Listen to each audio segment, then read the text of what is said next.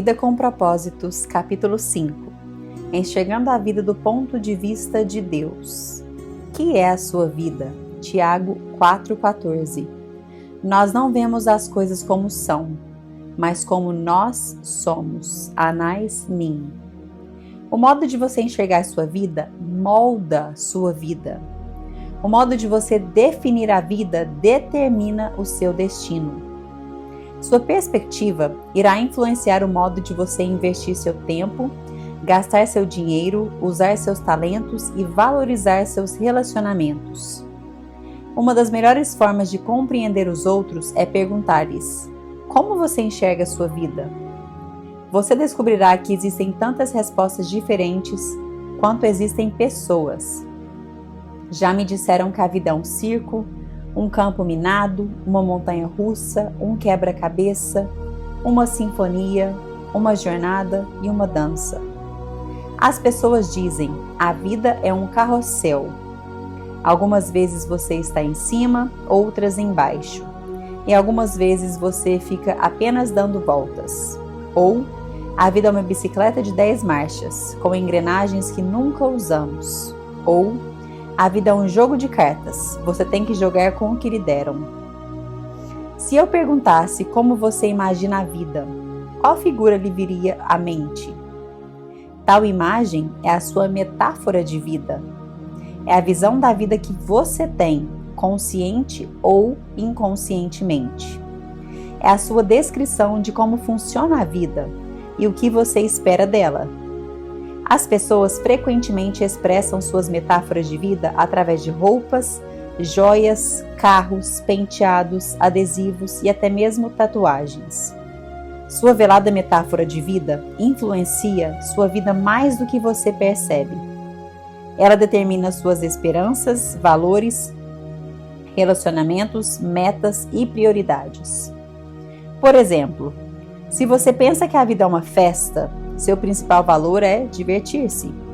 Se você vê a vida como uma corrida, certamente valorizará a velocidade e provavelmente estará apressado a maior parte do tempo. Se você vê a vida como uma maratona, valorizará a resistência.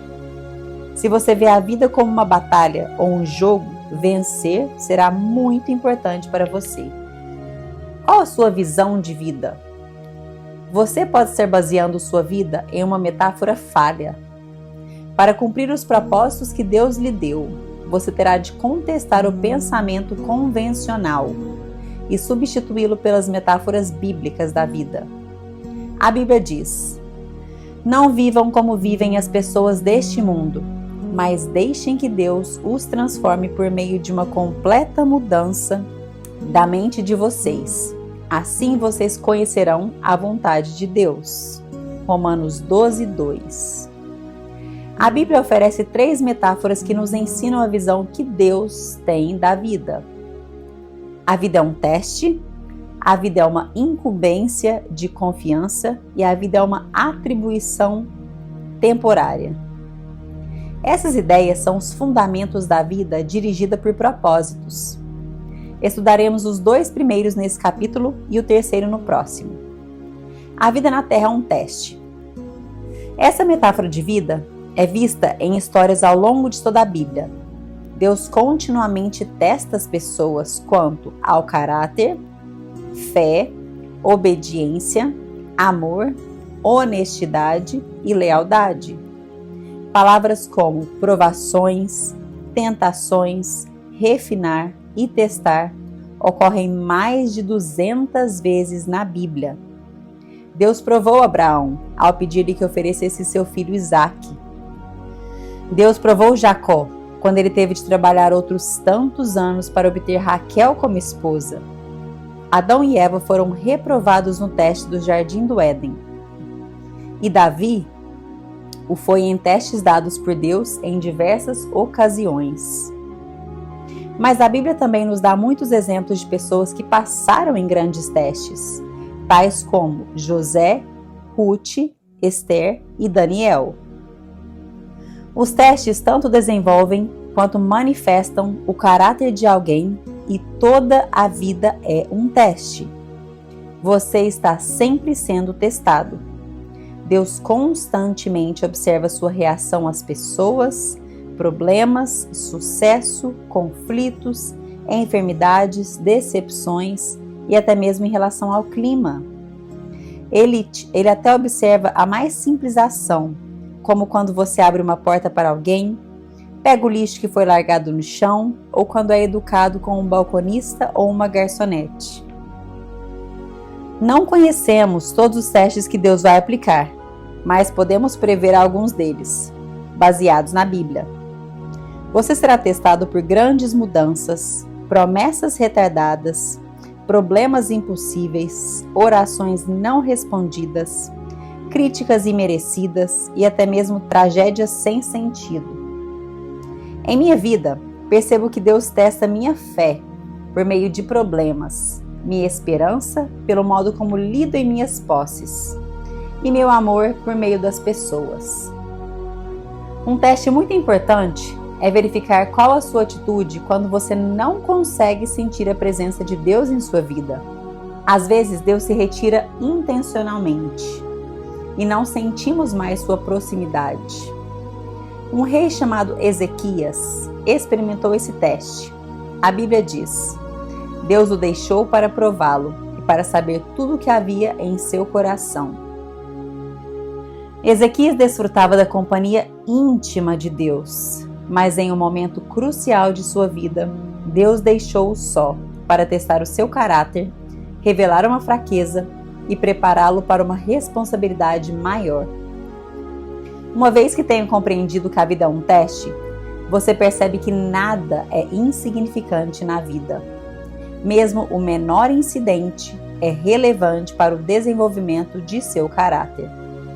Cada dia é importante e cada segundo é uma oportunidade de crescimento para aprofundar o caráter e demonstrar amor ou dependência de Deus.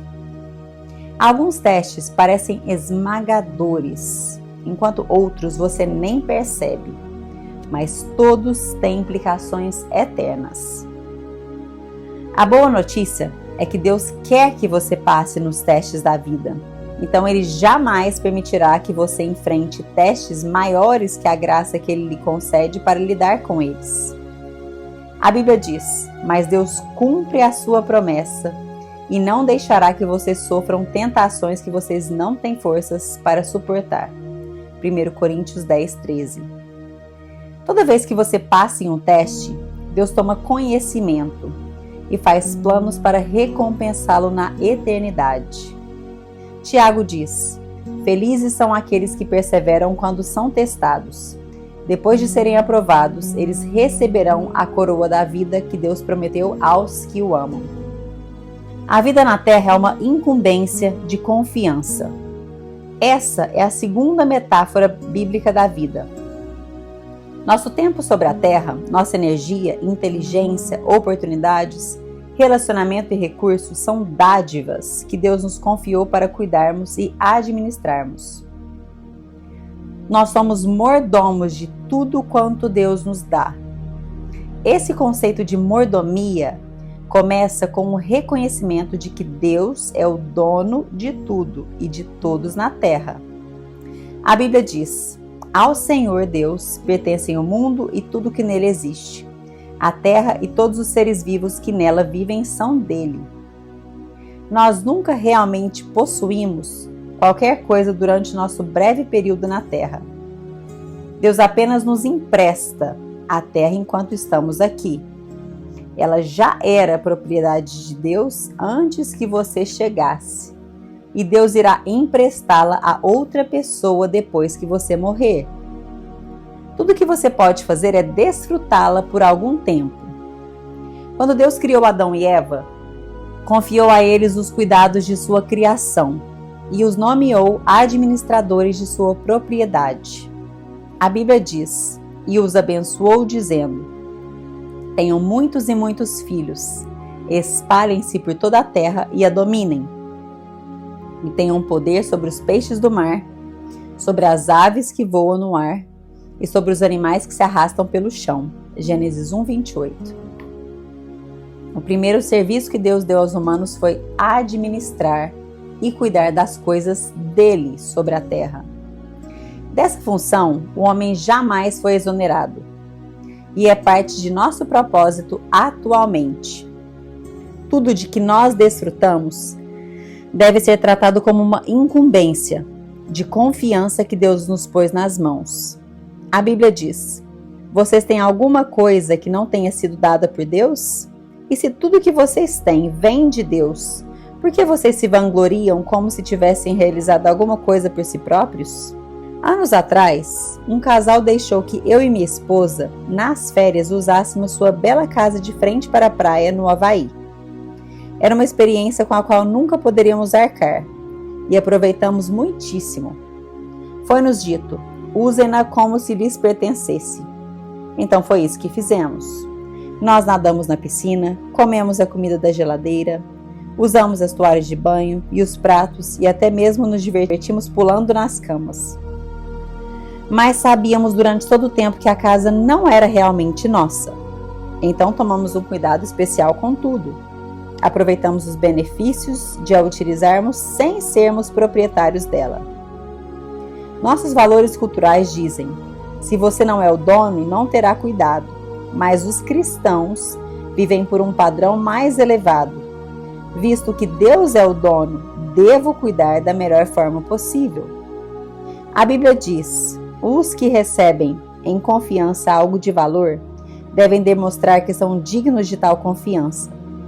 Jesus frequentemente se referia à vida como uma incumbência de confiança e contou muitas histórias para ilustrar sua responsabilidade perante Deus. Na parábola dos talentos, um homem de negócio confiou sua riqueza ao cuidado dos servos enquanto estava fora. Quando retornou, avaliou a responsabilidade de cada servo e recompensou a cada um conformemente. O dono diz: muito bem, servo bom e fiel. Você foi fiel no pouco, eu o porei sobre muito. Venha e participe da alegria do seu Senhor. Ao fim de sua vida sobre a terra, você será avaliado e recompensado conforme seu desempenho ao lidar com o que Deus lhe confiou. Isso significa que tudo que você faz, mesmo uma simples tarefa diária, tem implicações eternas. Se você trata tudo como incumbência de confiança, Deus promete 3 recompensas na eternidade. Primeiro, você receberá o reconhecimento de Deus. Ele dirá: muito bem, bom trabalho. Depois você receberá uma promoção e uma responsabilidade maior na eternidade. Eu o porei a cargo de muitas coisas. Então você será honrado em uma comemoração. Venha e participe da alegria de seu Senhor. A maioria das pessoas não consegue perceber que o dinheiro é tanto um teste quanto uma incumbência de confiança dada por Deus. Deus usa a área financeira para nos ensinar a confiar nele. E para muitas pessoas, o dinheiro é o maior de todos os testes. Deus observa a forma em que usamos o dinheiro para testar quão confiáveis somos. A Bíblia diz: se vocês forem indignos de confiança em relação às riquezas deste mundo, quem lhes confiará as verdadeiras riquezas celestiais? Lucas 16:11. Essa é uma verdade muito importante. Deus diz que há um relacionamento direto entre a forma de eu utilizar o meu dinheiro e a qualidade de minha vida espiritual. O modo de eu administrar meu dinheiro, riquezas desse mundo, determina quanto Deus pode confiar em mim com as bênçãos espirituais, que são as verdadeiras riquezas. Deixe-me perguntar: a forma de você administrar o seu dinheiro está impedindo Deus de fazer mais em sua vida? Você pode ser incumbido de riquezas espirituais? Jesus disse: a quem muito foi dado, muito será exigido. E a quem muito foi confiado, muito mais será pedido. A vida é um teste e uma incumbência de confiança. E quanto mais Deus lhe dá, mais responsável Ele espera que você seja. 5º dia, pensando sobre meu propósito. Um tema para reflexão. A vida é um teste e uma incumbência de confiança. Um versículo para memorizar. Quem é fiel nas coisas pequenas, também será nas grandes. Lucas 16:10. Uma pergunta para meditar. O que me aconteceu recentemente que agora percebo ter sido um teste de Deus. Quais as questões mais importantes que Deus me confiou? Fim do 5º capítulo. E agora eu quero fazer uma mensagem para vocês. A nossa vida é um teste, nós estamos sempre sendo testadas.